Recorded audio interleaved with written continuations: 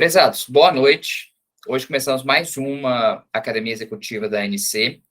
Hoje temos com a gente o Eduardo Galvão, que é uma figura célebre aqui de Brasília, que já tem uma grande experiência no tema que ele vai tratar hoje, envolve muito HelGov e cannabis. Ele vai contar bastante coisa para a gente. Eduardo, você tem a palavra, é um prazer te ter aqui, é muito bom e eu tenho certeza que a gente vai aprender muito com a sua apresentação hoje. Obrigado, Rafael. Obrigado pela oportunidade mais uma vez. Para mim, que é sempre um prazer estar aqui com vocês. E obrigado, parabéns pelo espaço aí da Academia Executiva, a iniciativa aí da ANC. É sempre importante a gente estar trazendo esse assunto de volta para debate, porque, enfim, as coisas elas sobem, descem, o assunto vem e volta de novo.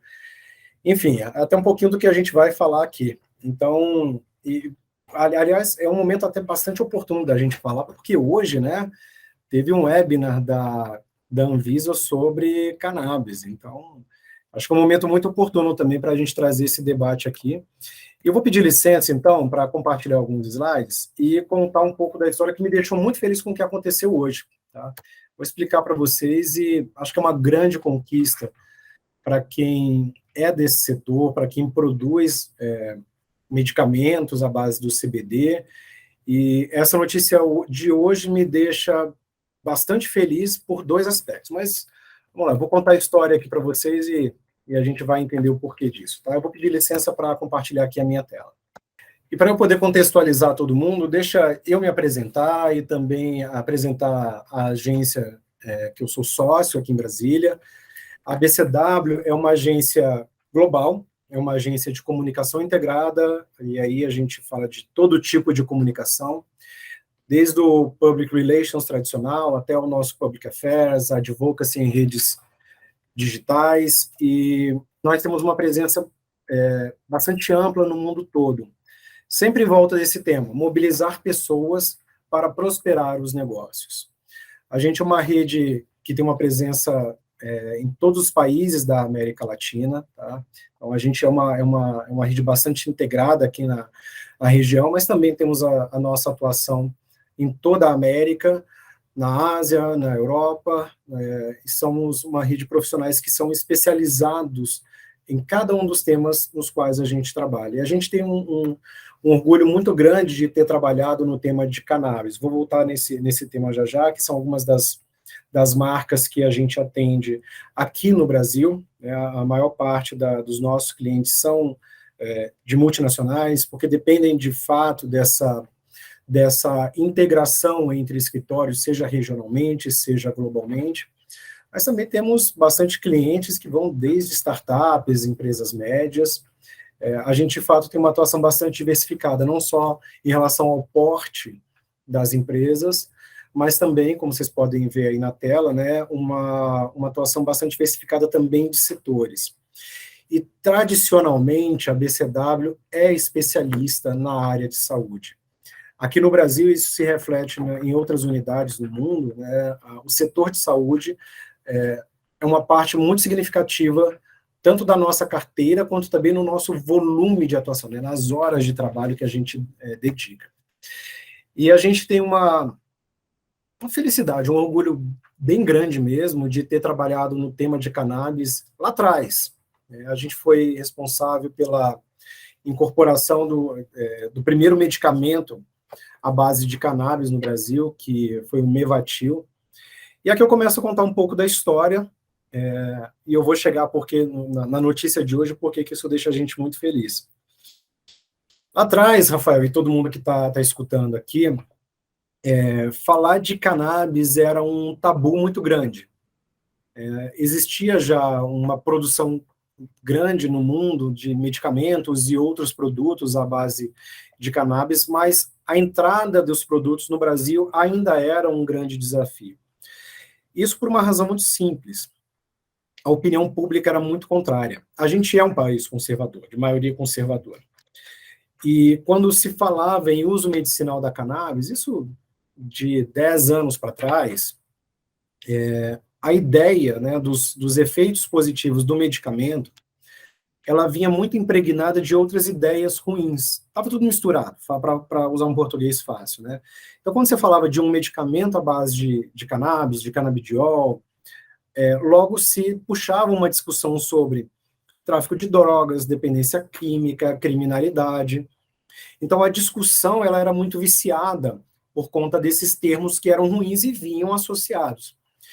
Então, houve, até mesmo antes de levar isso para a esfera pública, para discutir a pauta com os reguladores e os stakeholders políticos, a gente precisava mudar um pouco o enquadramento dessa discussão. Porque é um exemplo que eu costumo dar para ilustrar um pouco para as pessoas que não são familiarizadas com o trabalho de relações governamentais. Se você leva uma pauta para um decisor político, e que a opinião pública é muito contrária àquele assunto, dificilmente a gente vai conseguir espaço na agenda de políticas públicas. Isso porque vai gerar uma reputação negativa para aquele decisor político, isso pode reverter lá na frente em se ele vai ser reeleito ou não. Então era um assunto muito sensível e que dificilmente a gente conseguia aliados, justamente por conta disso, né? Pode ser um resultado que politicamente vai destruir a vida política daquele decisor. Então, o trabalho que a gente precisou fazer lá atrás era de educar a opinião pública. Então, a gente começou a falar sobre os impactos positivos do medicamento à base de cannabis, que hoje, de verdade, é o que já está bastante difundido, já está bastante absorvido pela opinião pública. Mas há 10 anos atrás isso era muito difícil.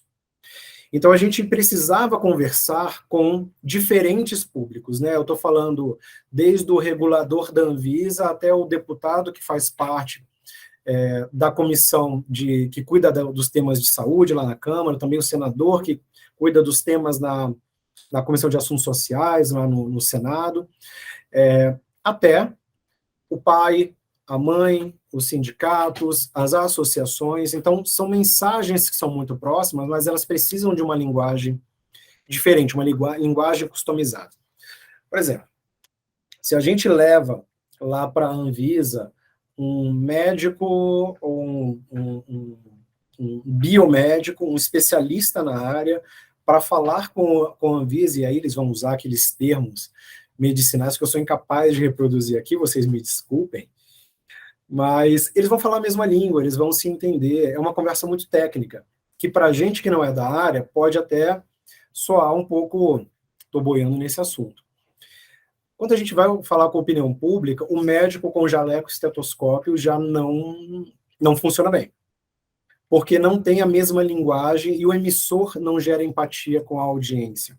Então, para falar com a opinião pública, para colocar o assunto numa reportagem num domingo à noite, a gente precisa usar uma linguagem diferente, a gente precisou usar um emissor diferente, então faz muito mais sentido colocar, por exemplo, uma mãe contando, e isso eu estou falando porque são casos reais da nossa campanha, tá?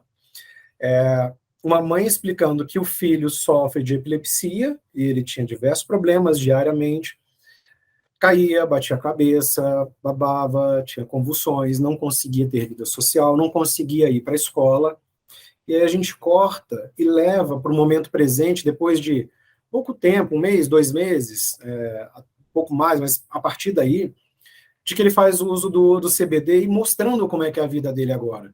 Que ele tem os amiguinhos, né, da rua dele, ele tem uma vida social, ele está indo para a escola, ele está tirando notas boas, ele está tendo uma vida agora.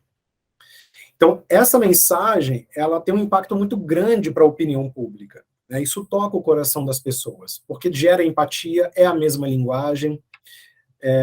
Então, isso leva a gente a construir um ambiente na opinião pública favorável para a tomada de decisão política, porque quando aquele decisor ou aquele regulador for tratar daquele tema, ele não vai ter a opinião pública massacrando ele publicamente.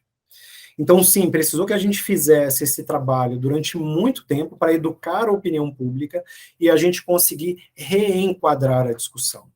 Deixar de, quando a gente falar de cannabis medicinal, a gente deixar de associar aquelas ideias ruins e a gente começar a associar ideias boas agora. resultado positivo, pacientes que agora voltam a ter uma vida social, dignidade, saúde, a conversa passou a ser outra. Isso tudo, a gente monta estratégia, aplica técnicas e a gente mede.